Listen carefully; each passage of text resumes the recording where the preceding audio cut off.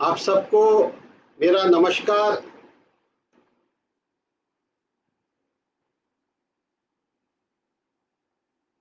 स्वदेशी चौपाल पूर्वी उत्तर प्रदेश के द्वारा आयोजित कार्यक्रम के संचालक डॉक्टर सर्वेश पांडे जी, क्या आप मुझे बताएंगे कि मेरा ऑडियो वीडियो क्लियर आ रहा है? आप मुझे एक बार फोन करके बता दीजिएगा, क्या मेरा ऑडियो वीडियो क्लियर आ रहा है?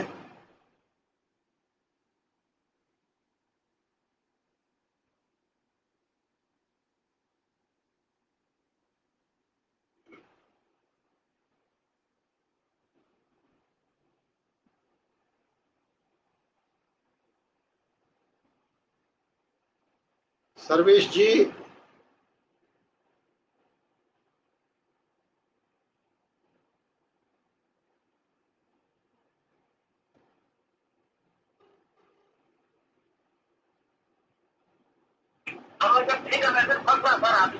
हाँ, कब शुरू करना है सर्वेश जी?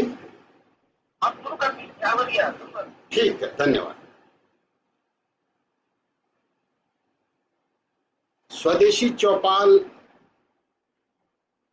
पूर्वी उत्तर प्रदेश के द्वारा आयोजित 107वें आज के व्याख्यान में मैं आप सबका अभिवादन करता हूं, प्रणाम करता हूं। बलिया की पवित्र भूमि से, वहां पंडित दीनदयाल उपाध्याय स्मारक अनुसंधान एवं आरोग्य केंद्र, जो कि महरेव चितबड़ा गांव में स्थापित है, उस केंद्र के द्वारा पूरे पूर्वी उत्तर प्रदेश में अनेक योग्य कार्यक्रम और स्वदेशी की अलख जगाने का कार्यक्रम पिछले कुछ समय से बड़ा तेजी से चल रहा है। और कोरोना के दौरान लॉकडाउन के पीरियड में उन्होंने टेक्नोलॉजी का लाभ उठाते हुए अनेक विद्वानों के इसमें व्याख्यान की एक श्रृंखला शुरू की है। आज उसका 107वां दिन है। निरंतर 107 दिन तक ये श्रृंखला चलाना अपने आप में बहुत बड़ी उपलब्धि है। इसके लिए मैं इसके सभी आयोजक, कार्यकर्ताओं की टीम, जिनके मार्गदर्शन में ये हो रहा है, उनको नमस्कार करता हूं, प्रणाम करता हूं। बंधुओं, स्वदेशी का विकास मॉडल, अगर हम इस पर बात करें तो अनेक महानुभावों ने अतीत में भी, स्वतंत्रता से पहले, स्वतंत्रता के बाद भी और वर्तमान में भी अनेक महानुभावों ने, अनेक संगठनों ने इस पे विस्तार से विचार रखे हैं। चाहे वो ग्राम आधारित विकास हो,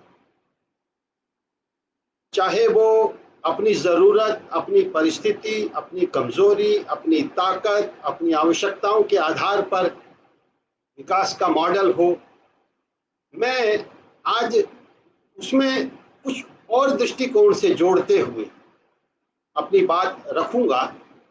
इससे पूर्व के उद्बोधनों में मैंने देश के विकास के बारे में अपने विचार रखे हैं, उसको आज मैं प्रयास करूंगा कि दोहराऊं ना। आपने अगर उसमें कुछ देखना हो तो मेरे फेसबुक पे वो सब वीडियो लाइव हैं। आज मैं जो कहता हूं कि दूसरे दृष्टिकोण से बात रखना चाहता हूं। तो आज स्वदेशी के काम में जो लोग लगे हैं, वो किस प्रकार से आगे बढ़े, विकास मॉडल की भी चर्चा हुई, इतनी सब बातें भी हुई। अब उसको आगे बढ़े कैसे, आगे उसको विस्तार कैसे करें, उसमें अगर हम देखते हैं तो स्वदेशी के कार्यकर्ता के सामने जो चुनौतियां हैं, उसमें एक बड़ी चुनौती है कि भारत का धर्मभीरू समाज, भगवान पर अखंड आस्था रखने वाला समाज, वह समाज जाति, क्षेत्र, भाषा, पंथ, इन सभी दृष्टिकोण से अत्यंत जागृत है, संवेदनशील है। जब आर्थिक विषयों की बात आती है तो एक ऐसे समाज को जगाना जिसमें आर्थिक जागरूकता की तुलना में अन्य जो मैंने कही इन विषयों पे संवेदनशीलता, जागरूकता अधिक है, तो ऐसे में आर्थिक रूप से भी उनको जागृत करना ये स्वदेशी के कार्यकर्ता की एक चुनौती है। भारत का समाज अपनी गरीबी को, अपनी आर्थिक दरिद्रता को, बच्चों को अच्छी शिक्षा न मिल पाने को, बीमारी को, बेरोजगारी को, बदहाली को भगवान की मर्जी या अपना भाग्य मान लेता है। वास्तव में अगर ऐसा हो तो स्वदेशी के कार्यकर्ताओं को यह काम करने की जरूरत ही नहीं है, किंतु वास्तव में ऐसा नहीं है। यह भगवान की मर्जी नहीं है, यह भाग्य का भी दोष नहीं है। इतने अच्छे सुंदर देश में हम पैदा हुए हैं, शस्य श्यामलाम धरती में पैदा हुए हैं, ईश्वर ने अच्छा शरीर सबको दिया है, तो भाग्य और भगवान का दोष नहीं है। यही लोगों को बताना है। लोगों को यह बताना है कि ये जो हम सब की भारत में जो कष्टप्रद स्थिति है, पूरे विश्व में है, इसके पीछे वास्तव में आर्थिक नीतियों में सुधार की आवश्यकता है। भाग्य और भगवान का ये दोष नहीं है। ये एक चुनौती है स्वदेशी के कार्यकर्ताओं के सामने, और उस चुनौती को हमें कठिन विषयों को, जटिल विषयों को सरलता से लोगों की भाषा में, लोगों के स्थानीय उदाहरणों के द्वारा, जिससे वो रिलेट कर सके, आर्थिक और वैश्विक जटिल विषय समझाने हैं। और ये हो सकता है। अगर हम देखें तो अधिकांश वेदांत कैसे लोगों को समझाया गया, अर्थशास्त्र कैसे समझाया गया, तो तेते पांव पसारिए जेती लांबी सोड़। अब इसमें बचत का पूरा अर्थशास्त्र आ गया। डोमेस्टिक सेविंग्स, और डोमेस्टिक सेविंग्स से जनरेट हुई डोमेस्टिक कैपिटल, और डोमेस्टिक कैपिटल से डोमेस्टिक इन्वेस्टमेंट, और उस डोमेस्टिक इन्वेस्टमेंट से पूरी domestic industry, trade, development, banking system. तो कितनी सहजता से आम आदमी को बता दिया, तेते पांव पसारिए जेती लांबी सोड़। समाजशास्त्र को देखें तो बुरा जो देखन मैं चला, बुरा ना मिले कोई। ऐसी वाणी बोलिए मन का आपा खोए। तो स्वदेशी के कार्यकर्ताओं को अपने भीतर यह विकास और करना होगा कि जन की भाषा में, जन के उदाहरणों के साथ इस विषय को आगे हम ले जाएं, क्योंकि आंदोलन, परिवर्तन उस समाज से ही होता है। स्वदेशी के कार्यकर्ताओं का जो काम है उस समाज को जगाना, और एक बार समाज जग गया तो फिर समाज इतना सक्षम है, कर लेता है। अब अगर हम आज देखें तो अपने पास पूरी दुनिया में दो सोच हैं। एक सोच कहती है कि समाज योग्य नहीं है, समाज सक्षम नहीं है, समाज पर भरोसा नहीं किया जा सकता, इसलिए विकास का मॉडल पूंजीपतियों के द्वारा या स्टेट के द्वारा या दोनों के कॉम्बिनेशन के द्वारा, कहने का मतलब कैपिटलिज्म के द्वारा या कम्युनिज्म के द्वारा, या चीन का भी जो एक विकृत मॉडल आया है कि अर्थव्यवस्था में कैपिटलिज्म, बिजनेस में कैपिटलिज्म, शासन व्यवस्था में कम्युनिज्म। तो ये जो एक नजरिया है, ये मानता है कि समाज योग्य नहीं है, इसलिए ये सब काम राज्य के द्वारा अथवा पूंजीपति के द्वारा अथवा राज्य और पूंजीपति के सम्मिश्रण के द्वारा किया जाएगा। वो जब कहते हैं तो उसमें से क्या निकलता है विकास? जब हम इस प्रकार के विकास की दृष्टि से देशों का विकास करने निकलते हैं तो देशों की परिभाषा बदल जाती है, विकास की परिभाषा बदल जाती है। अर्थात राष्ट्र की अवधारणा और विकास की अवधारणा दोनों ही अपने मूल से भटक जाती है। उस प्रकार के विकास में विकास का अर्थ होता है कुछ 100 विश्व स्तर पर, और देशों के स्तर पर देखें तो 10, 20, 30। तो कुछ बड़े कॉरपोरेट पूंजीपति, धनपति और उनकी कुछ 100 या कुछ 1000 कंपनियां, उन कंपनियों में काम करने वाले कुछ लाख उनके कर्मचारी, और उन कर्मचारियों को सुविधा की सेवाएं देने वाले कुछ करोड़ उनके सेवा प्रदाता, मतलब ABCDEFG, अर्दली, पैरा, कुक, ड्राइवर, एग्जीक्यूटिव, फ्रेंड और फैमिली और गार्ड, ABCDEFG।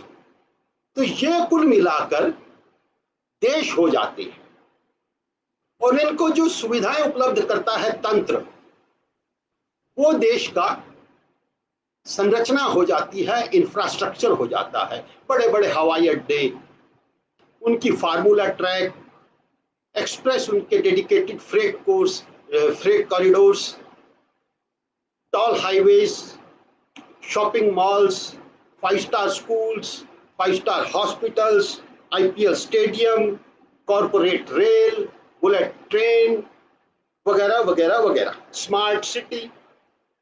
और इसमें फिर राष्ट्र का जो चित्र उभरता है तो गरीबी, बेरोजगारी, लाचारी से उफनता हुआ महासमुद्र, और उस महासमुद्र में समृद्धि के स्मार्ट शहरों के कुछ चमकते हुए टापू, और उनकी रक्षा मतलब देश की रक्षा, और उस पूरी संरचना की रक्षा, उस इंफ्रास्ट्रक्चर की रक्षा मतलब देश की रक्षा। और ये करते हुए अगर बाकी समुद्र, उफनते हुए समुद्र की कुछ रक्षा हो जाए तो हो जाए।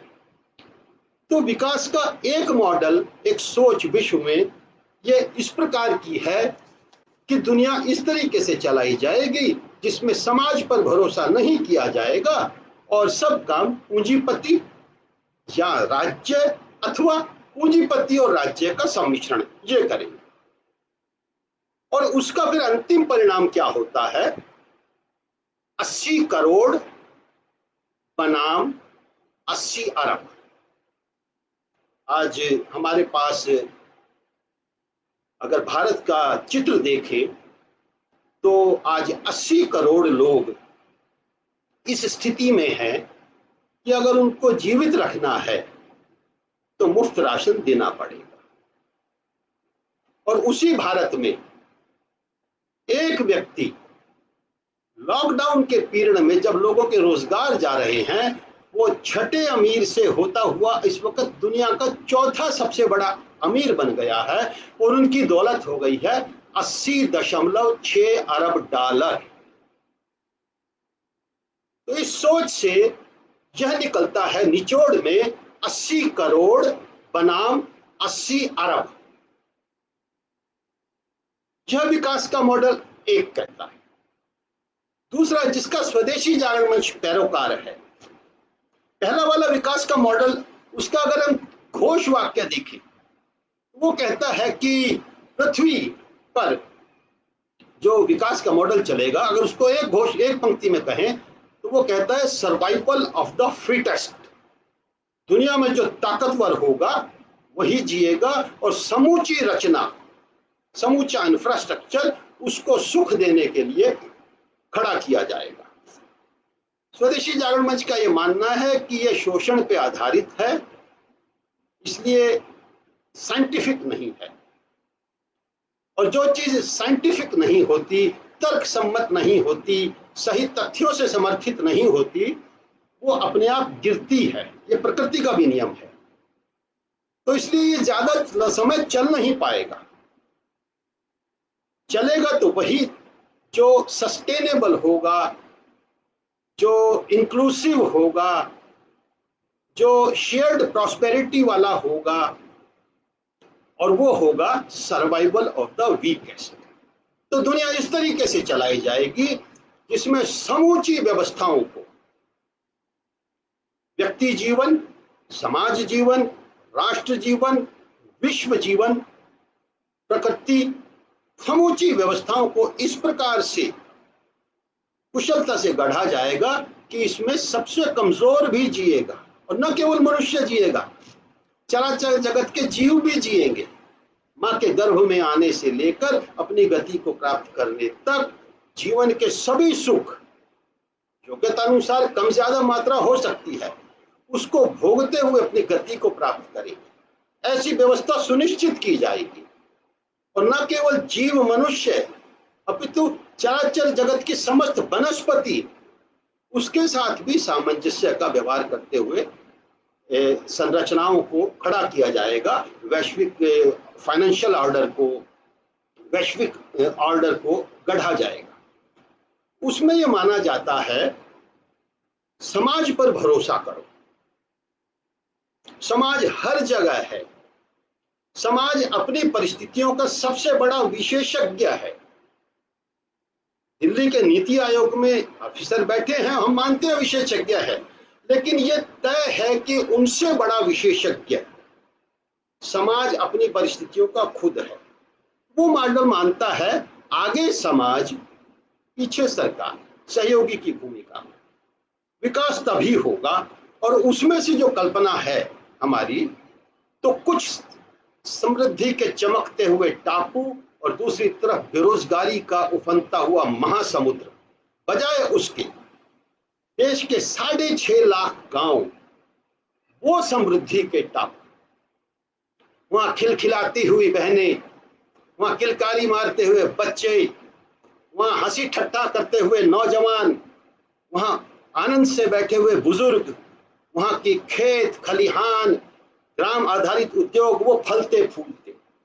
तो स्वदेशी जागरण मंच का मानना है ये जो लड़ाई है, ये सर्वाइवल ऑफ द फिटेस्ट और बनाम सर्वाइवल ऑफ द वीकेस्ट की है। हमें इस लड़ाई का अनुभव भी है।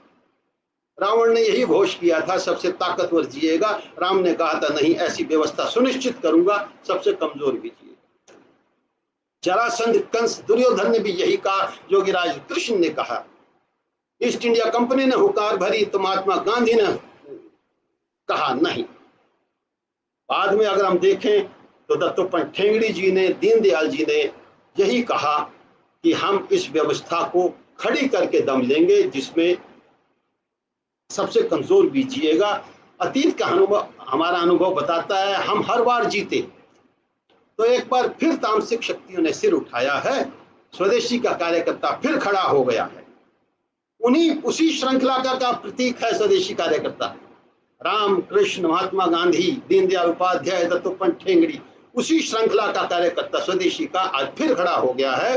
हम लड़ेंगे, कहीं तक भी लड़ेंगे, और जिससे भी लड़ना पड़ेगा लड़ेंगे, लेकिन इस बात को सुनिश्चित करके दम लेंगे कि दुनिया इस तरीके से चलाई जाएगी जिसमें सबसे कमजोर भी जिएगा, सर्वाइवल ऑफ द वीकेस्ट।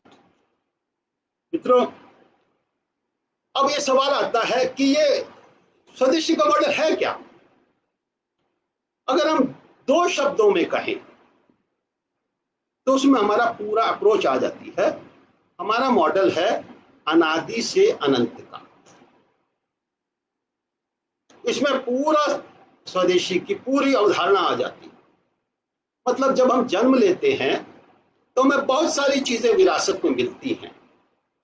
कला, साहित्य, विज्ञान, उद्योग, व्यापार, रास, रंग, गणित, भौतिकी, भूगोल, अनेक साहित्य, नदियां, बीज, पर्यावरण, भूमि की उर्वरता, मनुष्य की पौष्टिकता और बौद्धिक स्तर का एक गुणवत्ता,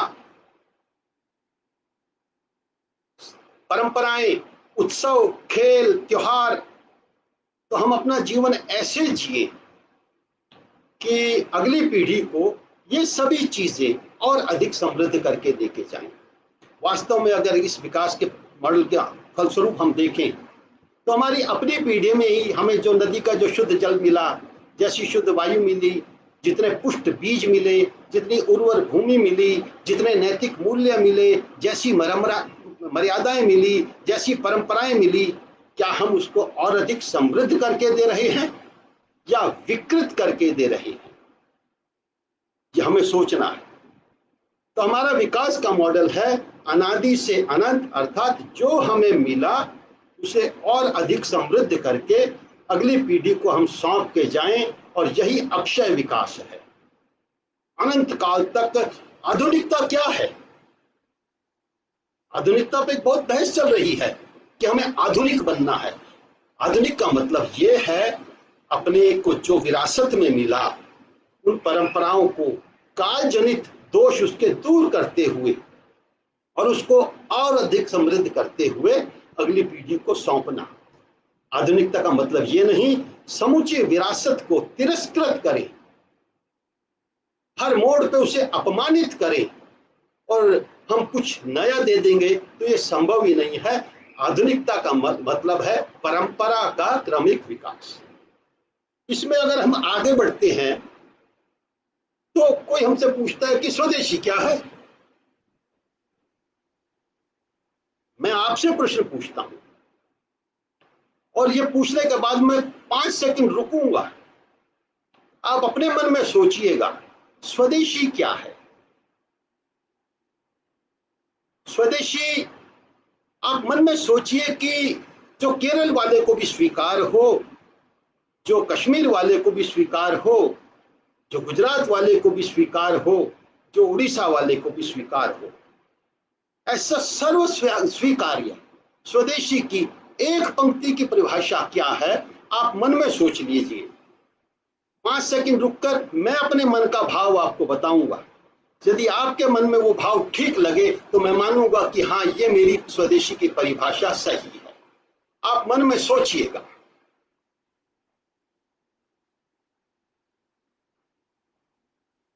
मैं जो समझता हूं स्वदेशी जागरण मंच में कुछ समय काम करने के बाद, स्वदेशी विकेंद्रीकरण की स्वाभाविक संतान है। स्वदेशी स्वदेशी और कुछ नहीं है। अगर स्वदेशी को जैसे विकास मॉडल को अगर हम 2 पंक्ति में कहें तो अनादि से अनंत, इसमें से संपूर्ण विकास मॉडल निकलता है।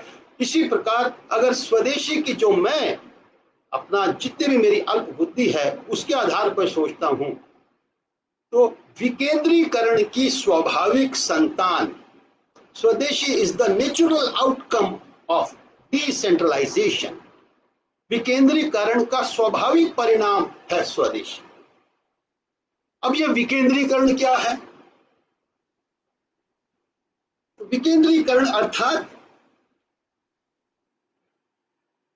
जनता को अपनी जरूरत, मैं पुनः दोहराता हूं, जनता को अर्थात समाज को अपनी जरूरत, कमजोरी, ताकत, परिस्थितियों के आधार पर सोचने, कल्पना करने, योजना बनाने, उनका क्रियान्वयन करने, गलती करने, सफल असफल दोनों ही स्थितियों पर उनको उस मार्ग पर सुधार करते हुए या और परिष्कार करते हुए आगे बढ़ने तथा पुनः प्रयास का पूर्ण अधिकार देना।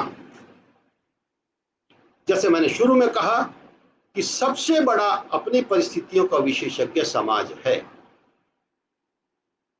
तो इस प्रकार से स्वदेशी विकेंद्रीकरण की स्वाभाविक संतान है और विकेंद्रीकरण है समाज को कल्पना, योजना, क्रियान्वयन, प्रयोग, असफल होने की अनुमति, सफल होकर दोबारा आगे बढ़ने के प्रयास करने का अधिकार देना, उसमें उनकी सहायता करना। अगर इसको हम एक पंक्ति में कहें तो आगे समाज, पीछे सरकार, तभी होगा विकास। विकास का और कोई रास्ता नहीं है। ईश्वर की दया से आज हमारे पास सर्वश्रेष्ठ नेतृत्व है, असंदिग्ध नेतृत्व है, चरित्रवान नेतृत्व है, ईमानदार नेतृत्व है, सक्षम नेतृत्व है।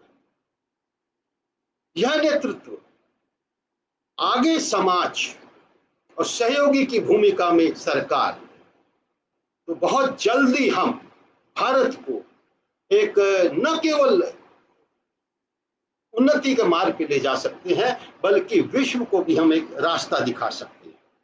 मैं इसमें एक छोटा उदाहरण आपके सामने अपने इस तर्क को समर्थन में आपके सामने प्रस्तुत करना चाहूंगा। आपका मन उसको गवाही दे तो मन ही मन आप स्वीकार करना या अस्वीकार करना, मैं प्रस्तुत करना चाहता हूं। मित्रों, समाज, जब मैं कहता हूं आगे समाज पीछे सरकार, तो हमें समाज की एक दो बातों पर मैं ध्यान देना चाहूंगा। सरकार के धन के प्रति हम दुनिया की बेहतरीन टेक्नोलॉजी ले आए, टेक्नोलॉजी में समाधान नहीं है। हम दुनिया का बेहतरीन नेतृत्व ले आए, नेतृत्व में समस्याओं का समाधान नहीं है। हम दुनिया की सर्वोत्तम गुड गवर्नेंस ले आए, गुड गवर्नेंस में भी समाधान नहीं है, क्योंकि खोट अगर कहीं है तो विकास के मॉडल में है। और हम समाधान ढूंढ रहे हैं गुड गवर्नेंस, टेक्नोलॉजी और मजबूत नेतृत्व में। हम कितनी ही दुनिया की सर्वोत्तम टेक्नोलॉजी ले आए, समाज का धन के प्रति दो नजरिए होते हैं। सरकार के धन के प्रति समाज का एक नजरिया होता है और समाज के धन के प्रति समाज का दूसरा नजरिया होता है।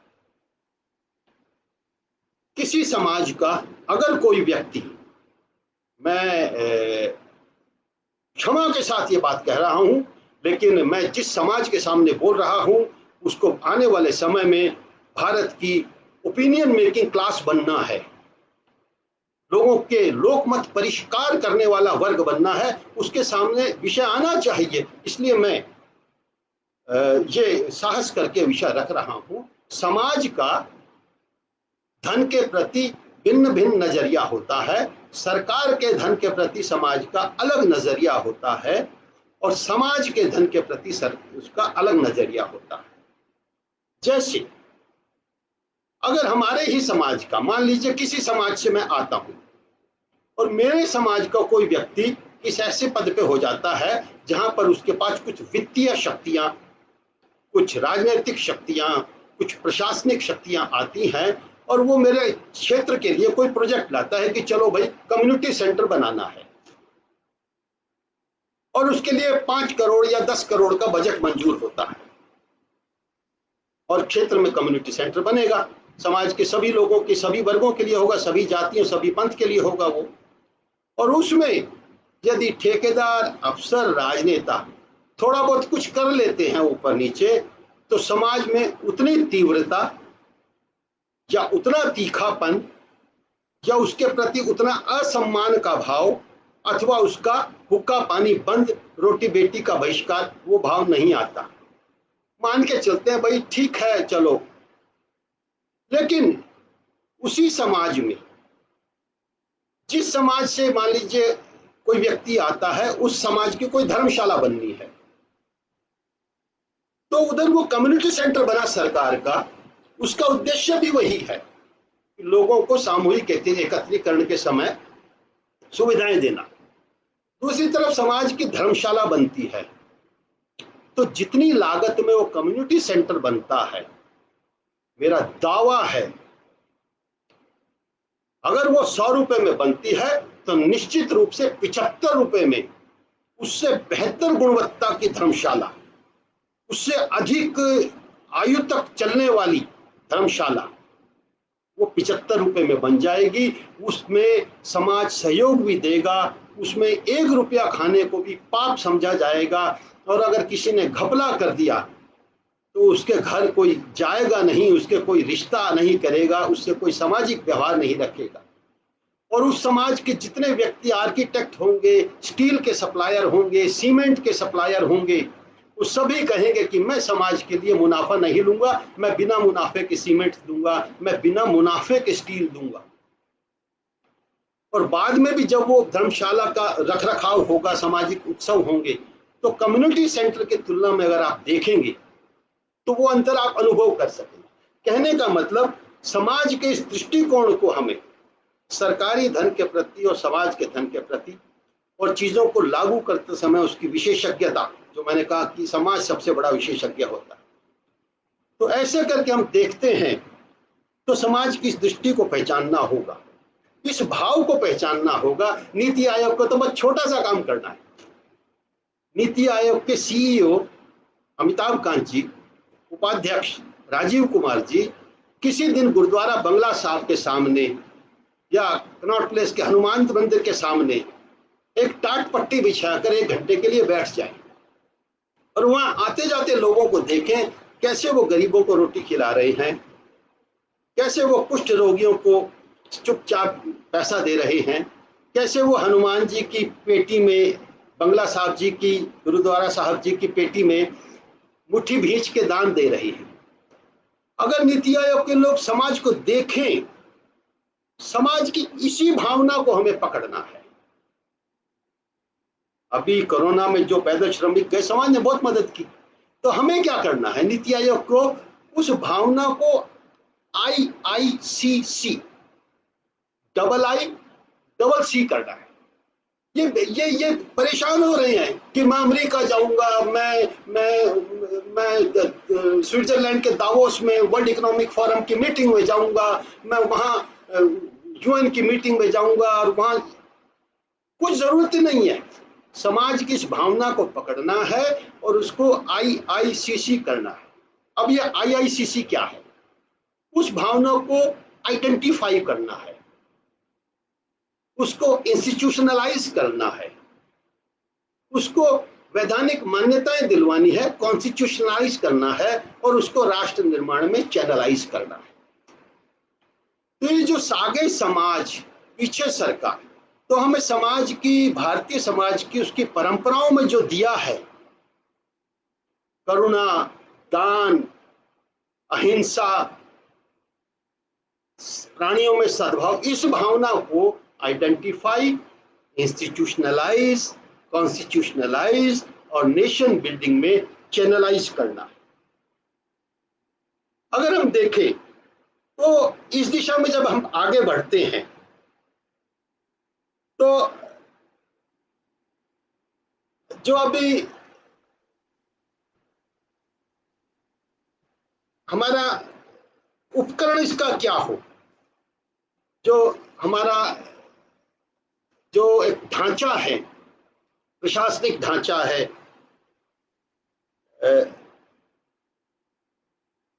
महात्मा गांधी जी ने जो कहा ग्राम स्वराज का, वैश्वीकरण के कारण इतना केंद्रीकरण हुआ कि जैसे बहुत ऊंची भवन पे अगर हम चढ़ते हैं तो एकदम छलांग मार के नीचे आएंगे तो शरीर को हानि होने का एक शंका रहती है। चरणबद्ध तरीके से हम ग्राम स्वराज की तरफ बढ़ते हैं तो हम शुरुआत में प्रयोग कर सकते हैं मंडल स्वराज, मतलब एक डिवीजन, जैसे मेरठ डिवीजन है, या जनपद स्वराज, इसकी तरफ हम आगे बढ़ सकते हैं। और इसके रास्ते में short term, medium term, long term, 3 प्रकार के जो हम रास्तों पे चल सकते हैं। उदाहरण के लिए जब हम जनपद स्वराज की बात करते हैं या डिवीजन, मंडल स्वराज की बात करते हैं, तो हम ये कह सकते हैं मेरा जिला, मेरा बाजार, मेरा उद्योग, मेरा व्यापार। अर्थात मेरे जिले के मैं लोगों को प्रोत्साहित करूंगा कि उद्यमी बने, स्टार्टअप शुरू करें, जैविक खेती करें, गांवों में फूड प्रोसेसिंग की, और जो गांव जिले में जो प्राकृतिक संसाधन है उनकी इंडस्ट्रीज लगाएं। लेकिन साथ ही साथ मुझे उनका बाजार भी संरक्षित करना होगा। वहां समाज की एक सामूहिक भूमिका आती है कि मेरे जिले का बाजार मेरे युवाओं का बाजार है। उसी में से घोष निकलता है, मेरा जिला, मेरा बाजार, मेरा उद्योग, मेरा व्यापार। तो ये कैसे संभव होगा? जहां हम एक और प्रोत्साहित करेंगे तो समाज अगर आगे बढ़ेगा। तो जब एक दुकान पर इनकम टैक्स का ऑफिसर जा सकता है, एक दुकान पर खाद्य विभाग का अफसर जा सकता है, दुकान के भीतर छापा मार सकता है, उसके घर पे छापा मार सकता है, तो समाज इतना तो खड़ा कर ही सकता है कि मैं जिले में सोशल ऑडिट करूंगा। अगर समाज ये सोच ले, एक तरफ मैं अपने युवाओं को प्रोत्साहित करूंगा, आगे बढ़ो, उद्योग लगाओ, तो दूसरी तरफ बाजार के लिए मैं सोशल ऑडिट भी करूंगा और जिला बाजार संरक्षण सम्मेलन भी करूंगा। जब मैं ये कहता हूं ये दो बातें, तो ये क्या है? हर जिले के संपन्न लोग अगर हम छांट लें तो 1, 1.5, 2, 3 लाख संपन्न लोग होते हैं। रिटायर्ड ऑफिसर्स होते हैं, उद्योगपति होते हैं, दुकानदार होते हैं, अच्छे किसान होते हैं। तो जिले के ऐसे लोगों का, संपन्न लोगों का परिवार सम्मेलन, उनको प्रोत्साहित करना, जो चीजें जिले में बन सकती हैं हम अपना पैसा उन्हीं पर खर्च करें। और दूसरा, बाजारों का सोशल ऑडिट, एक प्रभात फेरी निकालेंगे दुकानों के आगे बोलते हुए, लाला जी, भाई साहब, आपने अपनी दुकान में वो सामान रखा हुआ है ना जो जिले में बन सकता है, जो नहीं बन सकता वो आप मंगाओ, लेकिन जो जिले में बन सकता है आपने अपनी दुकान पर वही सामान रखा हुआ है ना, नहीं रखा तो कोई बात नहीं, जो रखा है उसे बेच लो, और भविष्य में कोशिश करो कि फर्नीचर तो जिले में बन ही सकता है, तो ठीक है फर्नीचर नहीं रखेंगे। में मोटिवेट करें उनको, समाज बिरादरी के द्वारा उनको प्रोत्साहित करें। तो सोशल ऑडिट, और अगर कोई स्वेच्छता से ऐसे दुकानदारों को प्रोत्साहित करे, जो समाज को आमंत्रित करे कि मेरी दुकान में आइए, देखिए जो सामान जिले में बन सकता है, फर्नीचर है और भी जो चीजें हैं, तो देखो वो मैंने यहीं रखी हुई है। तो जब जिले में मांग उठेगी, तो बाजार का एक नियम है, जब किसी चीज की मांग उठती है तो उसको बनाने वाले अपने आप आ जाते हैं। फिर आपको प्रोत्साहित ही नहीं करना पड़ेगा गांव के युवाओं को, भाई इस चीज की फैक्ट्री लगाओ, वो अपनी स्व प्रेरणा से कि मेरे जिले में इसका बाजार। तो कहने का मतलब, बाजार का मेरा जिला, मेरा बाजार, मेरा उद्योग, मेरा व्यापार, और साथ ही साथ बाजार का संरक्षण, चाहे वो बाजार के सोशल ऑडिट के द्वारा हो, चाहे वो प्रेरणा देके हो।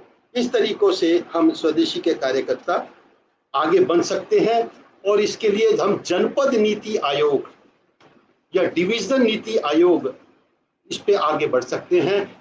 और इसके लिए विकेंद्रीकरण हमें 4 स्तरों पे करना होगा।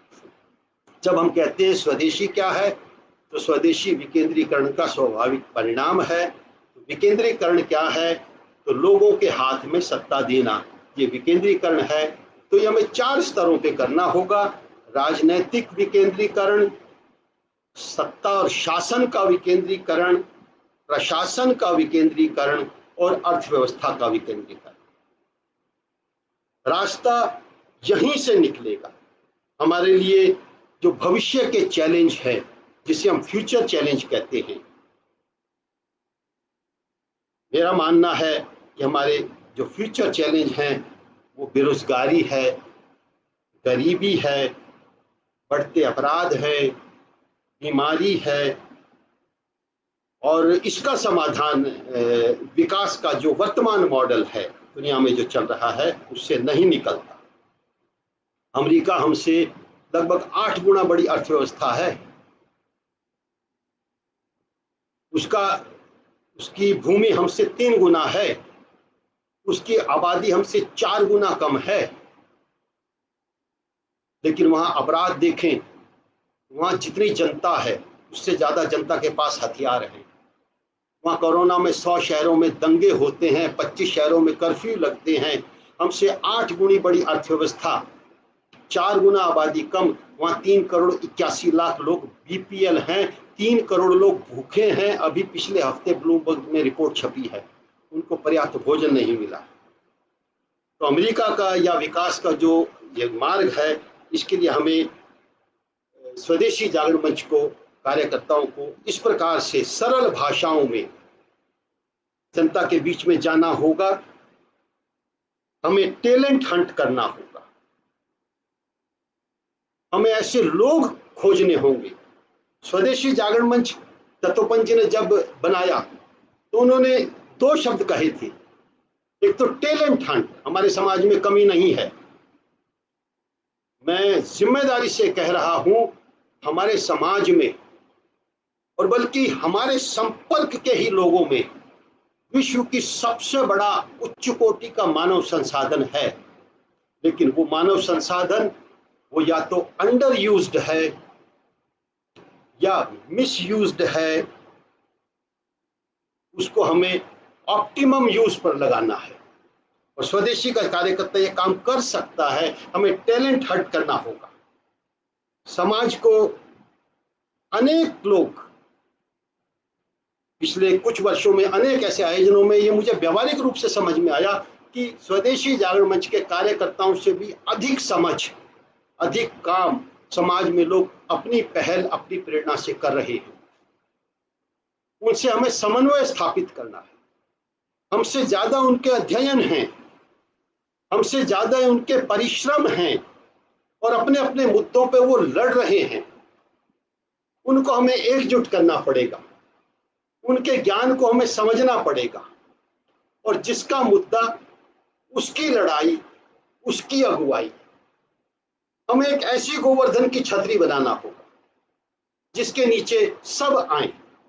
स्वदेशी जागरण मंच को एक ऐसा गोवर्धन पर्वत बनाना होगा कि अगर व्यापारियों की कोई समस्या होती है तो लड़ेंगे भारतीय उद्योग व्यापार मंडल वाले, लड़ेंगे confederation of all India traders वाले, लड़ेंगे फैम वाले।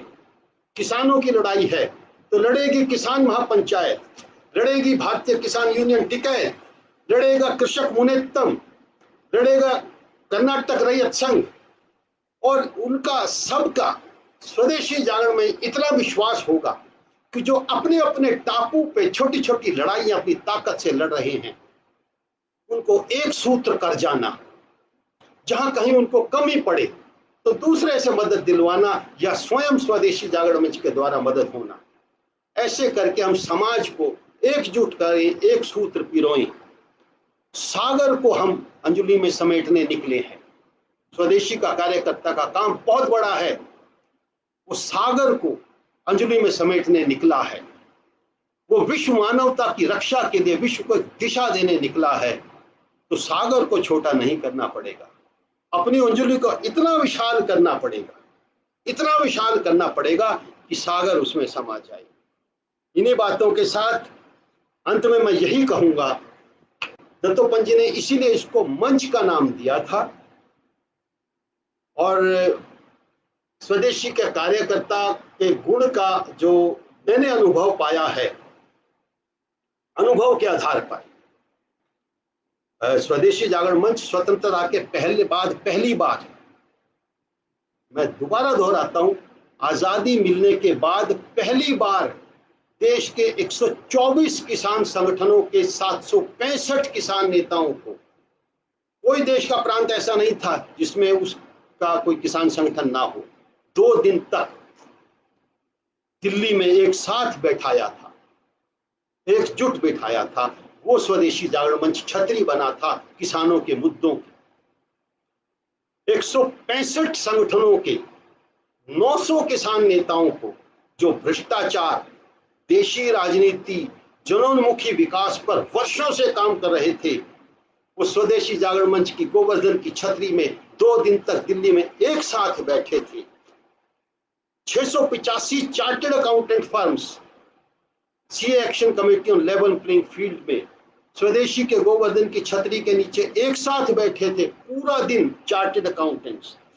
ऐसे करके जो स्वदेशी का कार्य करता है उसको अपना इतना विस्तार करना होगा कि वो सागर को अपनी अंजुलि में समेट ले। अंत में मैं कहना चाहूंगा, गुटों के घेरे, दलों के बंधन, संगठनों की मर्यादाएं, विचारधाराओं के दायरे, इससे आगे बढ़कर अनंत विस्तार करते हुए एकात्म दृष्टि से समाज को जोड़ लेना, दिशा दे देना, इसी का नाम है स्वदेशी जागरण मंच। मैंने शुरू में ही कहा था, आज अनेक विषयों पे जिन पे पहले चर्चा हो गई है, मैं उनसे हटकर स्वदेशी का कार्यकर्ता जो मैंने अपनी समझ के आधार पर अनुभव किया, वो बातें मैंने आपसे साझा की। इसी के साथ मैं अपनी वाणी को विराम देता हूं। आपने धैर्यपूर्वक सुना, आपका बहुत बहुत नमस्कार, धन्यवाद।